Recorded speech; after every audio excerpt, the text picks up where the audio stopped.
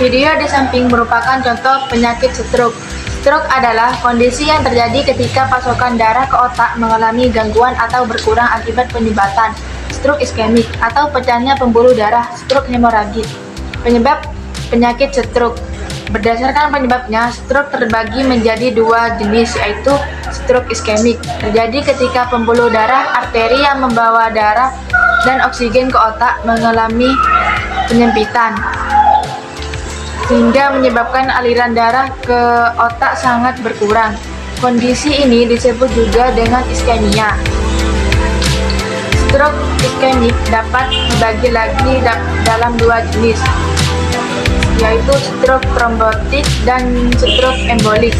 Yang kedua, stroke hemoragik, terjadi ketika pembuluh darah di otak pecah sehingga menyebabkan pendarahan. Pendarahan di otak dapat dipicu oleh beberapa kondisi yang mempengaruhi pembuluh darah. Faktor risiko penyakit stroke.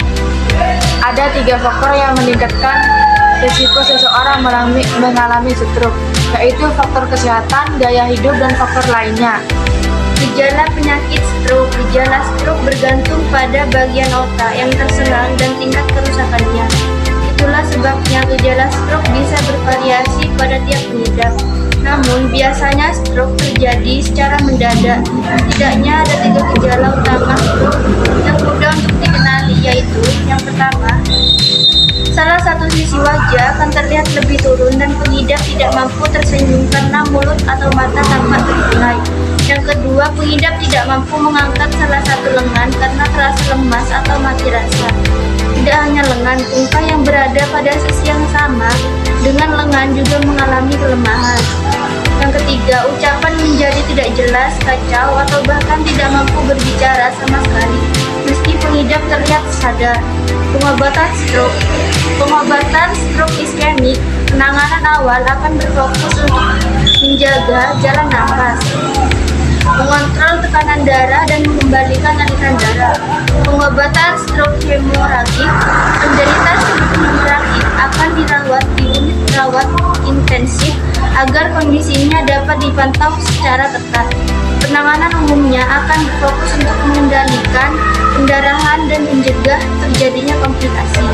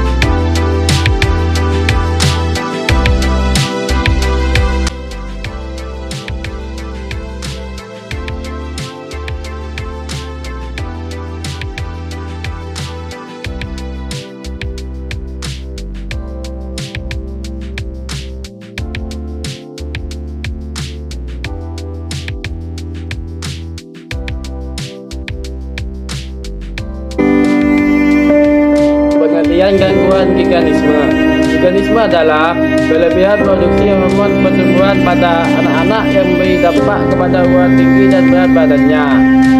Selama masa pertumbuhan, anak-anak yang terkena giganisme dapat memiliki ukuran tinggi dan berat badan yang terlihat di atas rata-rata. Gejala giganisme. Giganisme dapat dikenali pada fisik anak secara langsung, yaitu ukuran badan anak yang lebih tinggi dari anak lain seumurannya. Gejala lainnya adalah rahang dan dahi yang menonjol dan hidung datar. Gejala yang dialami tergantung pada seberapa besar ukuran tumor pada kelenjar hipofisis karena dapat menekan saraf otak. Penyebab giganisme. Penyebab giganisme yang paling sering ditemui adalah tumor pada kelenjar hipofisis atau tumor kelenjar pituitari yang terletak pada bagian bawah otak. Kelenjar ini penggunaan pada perkembangan seksual, pengendalian suhu tubuh, produksi, poin serta metabolisme, pertumbuhan pada wajah, tangan dan kaki. Pengobatan gigantisme. Banyaknya hormon pertumbuhan penyebab gigantisme dapat ditangani dengan cara mengendalikan produksinya. Namun hingga kini belum ada terapi pengobatan yang sukses mengontrol produksi hormon pertumbuhan secara stabil. Terapi sinar gamma adalah metode pengobatan lain yang dilakukan untuk pengobatan tumor di otak. Pengobatan gigantisme juga menggunakan obat suntuk mencegah laju produksi hormon pertumbuhan. Kedua jenis obat ini dapat digunakan bersamaan untuk mengurangi level hormon pertumbuhan pada pengidap. Pencegahan gigantisme belum ditemukan cara untuk mencegah gigantisme secara pasti, sehingga deteksi dini diperlukan untuk mencegah gejala berat dan komplikasi pada pengidapnya.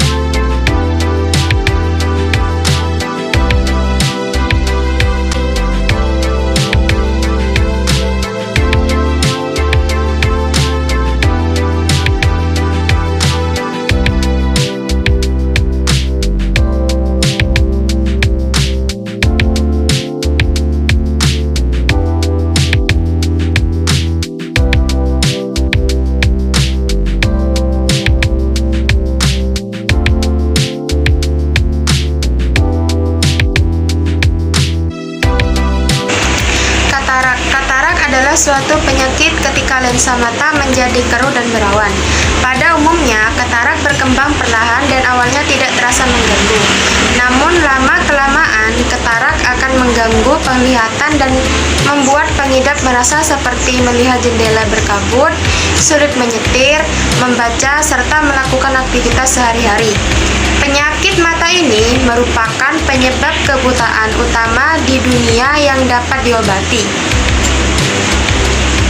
Penyebab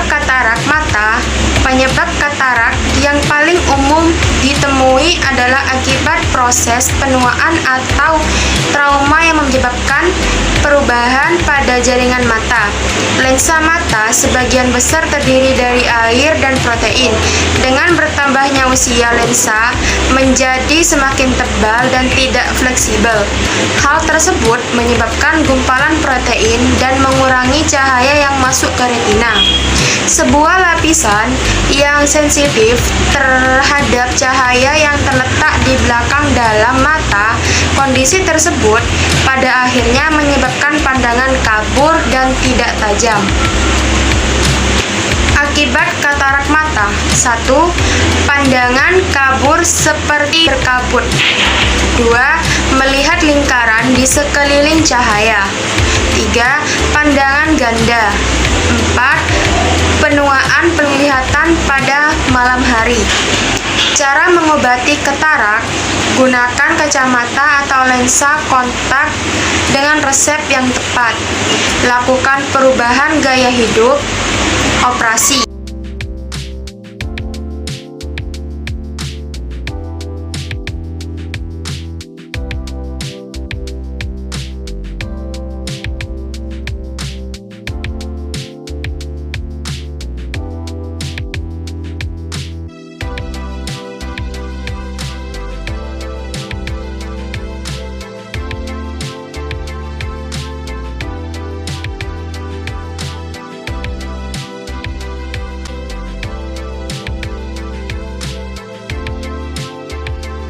Paranoid adalah masalah psikologis yang ditandai dengan munculnya rasa curiga dan takut berlebihan. Orang yang paranoid cenderung sulit untuk atau bahkan tidak mempercayai orang lain dan memiliki pola pikir yang berbeda dari kebanyakan orang. Gangguan kebiasaan paranoid yang umumnya muncul akibat trauma psikologis pada masa lalu. Kondisi ini sering dialami oleh laki-laki dan biasanya muncul pada usia remaja atau dewasa. Akan tetapi, paranoid terkadang juga bisa muncul sejak masa kanak-kanak. Penyebab gejala paranoid sampai saat ini belum diketahui secara pasti. Namun, ada beberapa faktor yang diketahui dapat membuat seseorang lebih beresiko untuk menjadi paranoid. Salah satu adalah mengkonsumsi minum beralkohol atau penggunaan narkoba dalam jangka panjang. Jika dari orang yang punya paranoid, gejala gas kepribadian paranoid adalah sulit atau bahkan tidak bisa mempercayai orang lain. Orang yang memiliki pikiran paranoid cenderung akan berpikir bahwa orang lain memiliki niat jahat terhadap mereka. Hal ini membuat penderita gangguan paranoid seringkali bersikap independen dan dalam segala hal. Mereka menekankan bahwa dirinya harus bisa bekerja secara mandiri tanpa bergantung dengan orang lain. Selain itu, orang yang memiliki pikiran paranoid juga cenderung perfeksionis terhadap berbagai hal. Cara mendiagnosis dan menangani kondisi paranoid. Gangguan kepribadian atau pola pikir paranoid bisa didiagnosis dan dievaluasi oleh seorang psikolog atau psikiater dengan melakukan pemeriksaan psikologis melalui wawancara dan tes psikologis atau psikotes. Jika seseorang sudah dipastikan mengalami gangguan kepribadian paranoid, psikiater atau psikolog mungkin akan melakukan beberapa langkah penanganan berupa psikoterapi. Tapi gangguan kepribadian paranoid biasanya melibatkan psikoterapi jangka panjang. Terapi ini akan membantu penderita paranoid berkomunikasi dan bersosialisasi dengan lingkungan sekitarnya. Terapi ini juga bertujuan untuk mengurangi perasaan paranoid pada dirinya sendiri. Pemberian obat-obatan. Pada kasus tertentu, kondisi paranoid mungkin akan perlu ditangani dengan obat-obatan. Hal ini umumnya dilakukan pada kasus gangguan paranoid yang disertai gejala lain seperti gangguan cemas, gejala depresi atau gangguan perilaku. Misalnya ketergantungan narkoba atau menyakiti diri sendiri. Hanya dengan penanganan dari psikolog atau psikiater, dukungan dari orang-orang di sekitar juga berperan besar dalam membantu perbaikan gejala para penderita. Jika Anda merasa sering mengalami gejala paranoid atau memiliki kerabat yang memiliki ciri-ciri kepribadian paranoid, sebaiknya berpikir tersebut psikolog atau psikiater agar gejala paranoid agar dapat segera dievaluasi dan ditangani dengan tepat.